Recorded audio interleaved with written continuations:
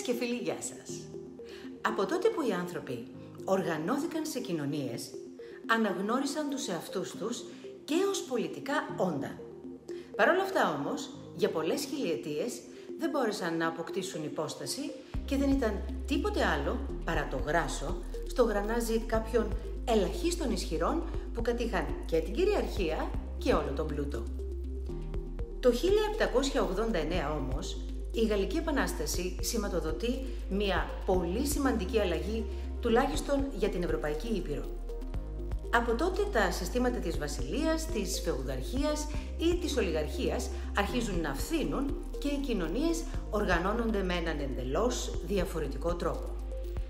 Είχε έρθει εκείνο το πλήρωμα του χρόνου που οι καταστάσεις αλλά και το γενικότερο ενεργειακό κλίμα απέτησε ένα μεγάλο μέρος της εξουσίας να περάσει στα χέρια του λαού.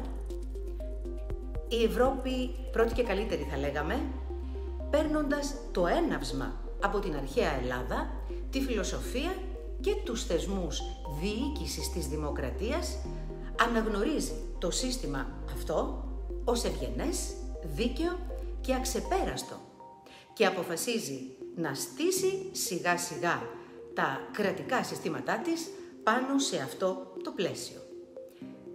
Με την εγκαθίδρυση της δημοκρατίας ως το ιδανικότερο πολίτευμα, πρώτη φορά ο σύγχρονος άνθρωπος παίρνει την ευθύνη της ζωής του στα χέρια του. Σύμφωνα λοιπόν με τη δημοκρατία, αλλά και τη λογική, ο τυχαίος άνθρωπος που μέχρι τότε η ύπαρξή του οριζόταν από σκληρούς και αδιάφορους μονάρχες, αναβαθμίζεται σε ενεργό πολίτη και αναλαμβάνει να μεταβιβάσει τη θέλησή του για τον τρόπο που θέλει να ζει, αλλά και την εξουσία που του παρέχει ο ίδιος ο Θεός από τη γέννησή του για ισοτιμία και αυτοκυριαρχία, σε μια ομάδα ανθρώπων της εμπιστοσύνης και της αρισκίας του. Μέχρι εδώ όλα καλά. Θεωρητικά τουλάχιστον τα πάντα αρχίζουν να βαίνουν προς την τελειότητα.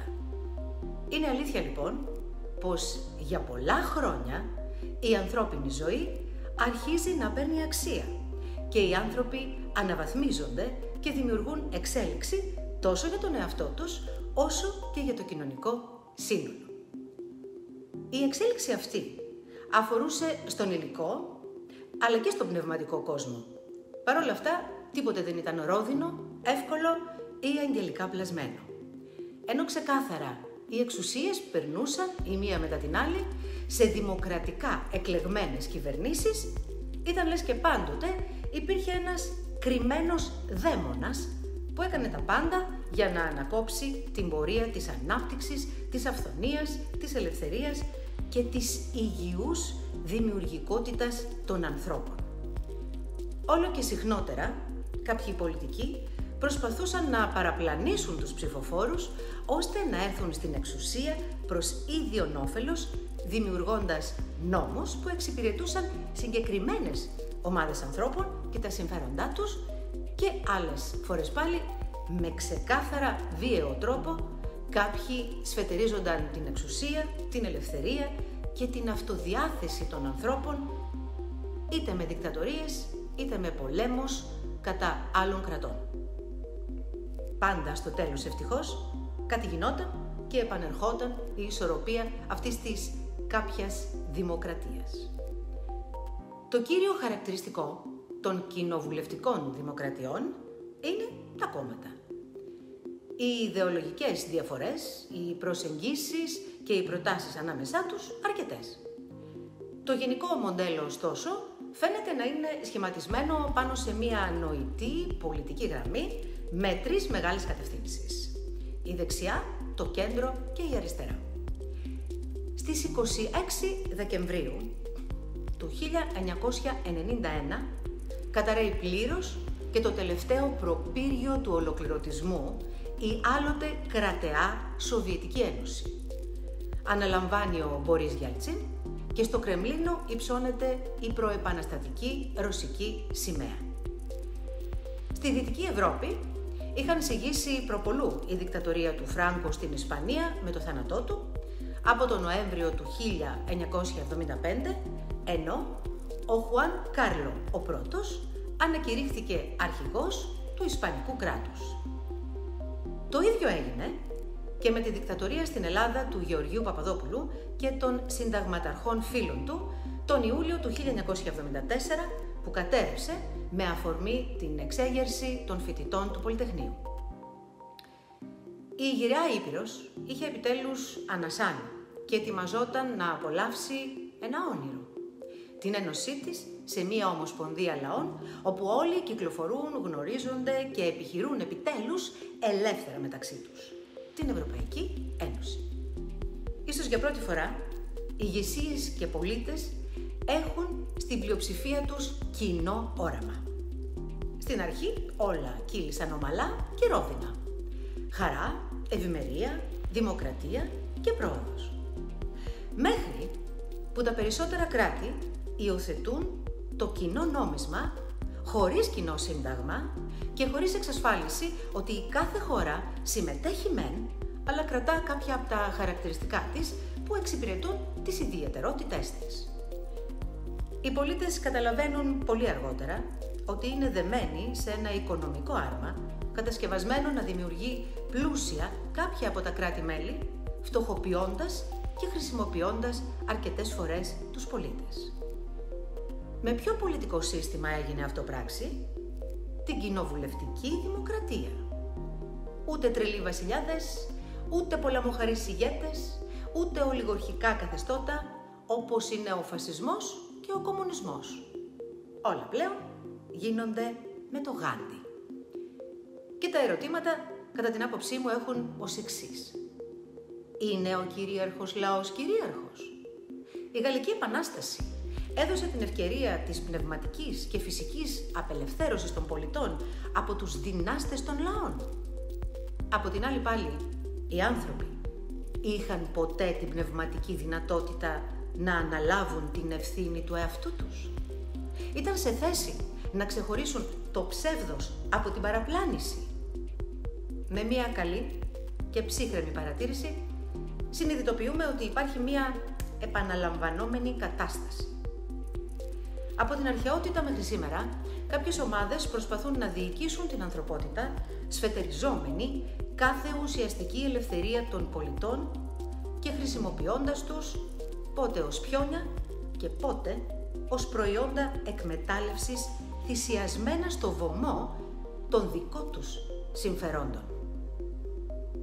Από αυτή την παρατήρηση προκύπτει πως η ανθρωπότητα είναι παγιδευμένη σε έναν κύκλο που για κάποιες χρονικές περιόδους χάνει σχεδόν κάθε ελευθερία, κάθε πρόοδο, κάθε ευτυχία και αυθονία από ψυχικά και πνευματικά διαταραγμένες ομάδες που εργάζονται σκληρά για να καταλάβουν την εξουσία με τη βαθιά και περίεργη πεποίθηση ότι έχουν δικαίωμα ζωής και θανάτου επί των ανθρώπων και γι' αυτό το λόγο μπορούν να πράττουν όπως θέλουν προκειμένου να ικανοποιήσουν τη διαστροφική τους πνευματική υπόσταση. Όπως σας ανέφερα και πιο πάνω, ευτυχώς πάντα, λες και συντελείται κάποιο θαύμα, και αυτές οι ομάδες και τα συστήματά τους καταραίουν και κάτι νέο και υγιέστερο πνευματικά εμφανίζεται για να απελευθερώσει τον πληθυσμό, να του ξαναδώσει την αυτοβουλία του και τη δημιουργική του ελευθερία, ώστε η ανθρωπότητα να βάλει ένα ακόμη λιθαράκι στο δρόμο της εξέλιξής της. Άρα, όπως βλέπουμε, αυτός ο πλανήτης ρυθμίζεται από ένα δίπολο και διαπιστώνεται ξεκάθαρα το μοντέλο της διοικότητας. Το αιώνιο και πασίγνωστο παιχνίδι του καλού και του κακού. Επίσης είναι ξεκάθαρο ότι τα πολιτικά μοντέλα επί της ουσίας θα μπορούσαν να είναι δύο. Ο ολοκληρωτισμός και η δημοκρατία. Μη σας ξεγελούν όμως οι μανδύες που φοράνε, μη σας ξεγελούν τα διαφορετικά πρόσωπα. Μη σας ξεγελούν τα ονόματα των κομμάτων που κάθε φορά εναλλάσσονται για να φαίνεται πως άλλαξε κάτι. Η κοινοβουλευτική δημοκρατία στις μέρες μας, όπως έχει αποδειχτεί, είναι και αυτή ένα καλυμμένο απολυταρχικό σύστημα που χρησιμοποιεί με δεκάδες κόλπα και παραπλανήσεις, αυθαιρεσίες ή ακόμη και νομοθεσίες για να αρπάξει την άδεια του λαού, ώστε να μιλάει και να πράττει δήθεν για λογαριασμό του. Έτσι λοιπόν, είτε απολυταρχία, είτε δημοκρατία, στο τέλος το ίδιο σκοτεινά είναι για την ανθρωπότητα. Ποτέ επί της ουσίας δεν έγινε καμία γενικευμένη προσπάθεια ισονομίας, ελευθερίας, αυτοβουλίας, αυθονίας, προόδου, κοινού ωφέλους, ευγενούς διαχείρισης των πόρων και του πλούτου, μεγαλοψυχίας, συγχώρεσης και οικουμενικού σεβασμού σε πνευματικό και κοινωνικό επίπεδο. Αυτά τα δύο πολιτεύματα στην πραγματικότητα δεν είναι πολιτική κατεύθυνση. Έτσι όπως εμφανίζονται είναι οι δύο όψεις του ίδιου νομίσματος και φανερώνουν την πνευματική και ψυχική κατάσταση των ανθρώπων που ζουν στον πλανήτη και τα στηρίζουν. Στα πολιτεύματα στραγγαλισμού, όσοι τα υποστηρίζουν και τα ακολουθούν, είτε είναι ηγέτες, είτε είναι κομμάτια των λαών, ολοφάνερα συναντάμε μία σοβαρότατη ψυχική διαταραχή. Γιατί τι άλλο μπορεί να είναι, εκτός από ψυχική διαταραχή, η ανάγκη του να ζει κανείς υποταγμένα, περιορισμένα, χωρίς καμία αξία της ανθρώπινης υπόστασής του, παραδομένος σε μια παρανοϊκή αρχή. Στην άλλη όψη βρίσκουμε την κατεπίφαση δημοκρατία, διότι αυτό που εφαρμόζεται είναι ένα παιχνίδι στημένο, κατά το οποίο κάποιος ζητά την ψήφο σου για να ενεργήσει για το γενικότερο καλό και στο τέλος ενεργεί αυθαίρετα και πονηρά. Οι αρχαίοι Έλληνες, όταν οραματίζονταν τη δημοκρατία, ήθελαν φιλοσοφικά και πρακτικά μια ενδυνάμει ιδανική κατάσταση, γεμάτη φως, πρόοδο, αγάπη, προσπάθεια για ισοτιμία και ισονομία, διαφάνεια και προσπάθεια για συνεχή εξέλιξη και πρόοδο τόσο στον υλικό όσο και στον πνευματικό τομέα.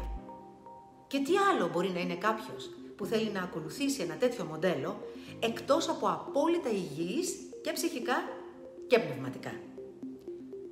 Αν με παρακολουθήσατε ως εδώ, ίσως έχετε καταλάβει πως χιλιάδες χρόνια τώρα ποτέ δεν υπήρξε στην πραγματικότητα κανένα πολιτικό σύστημα. Υπήρξε μόνο μία ψυχική και πνευματική κατάσταση που ανάλογα τα πιστεύω και τις πράξεις έδειχνε την ποιότητα της ψυχής του ανθρώπου, είτε ήταν ηγέτης είτε πολίτης. Στα αρχαία ελληνικά υπάρχει μία σπουδαία φράση που λέει «Όμοιος ομοίο αεί πελάζει». Δηλαδή ο καθένας πηγαίνει και συναναστρέφεται με αυτόν που του ταιριάζει. Αν δεν σας αρέσει ο κόσμος γύρω σας, είναι γιατί ενώ εσείς τον φτιάξατε, συμπεριφέρεστε λες και δεν σας αρέσουν τα μούτρα σας. Στον πλανήτη ζουν αυτή τη στιγμή 8 δισεκατομμύρια ψυχές. 8 δισεκατομμύρια μυαλά και υποσυνείδητα. Όλοι αυτοί είναι που καθορίζουν το παρόν και το μέλλον. Και όχι οι λίγοι που το σχεδιάζουν παριστάνοντας τους ισχυρούς.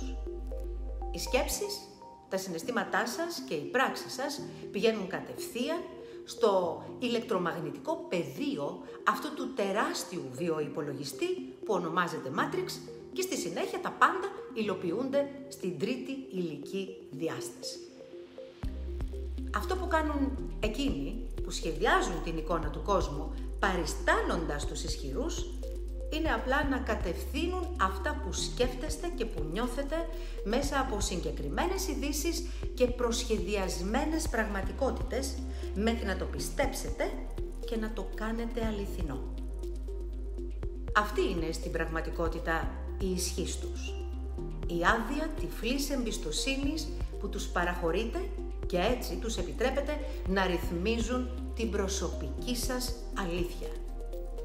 Οπότε μάλλον τα συστήματα στην πραγματικότητα είναι όντως δύο σε αυτή την υλική διάσταση, μόνο που είναι τα εξής. Ο σκοταδισμός από τη μία και η αφύπνιση από την άλλη. Ελάτε, μην κοροϊδεύετε τον εαυτό σας. Εξάλλου πλέον κανείς που τραβά κατά την αφύπνιση και τη νέα δόνηση του πλανήτη δεν σας παίρνει σοβαρά.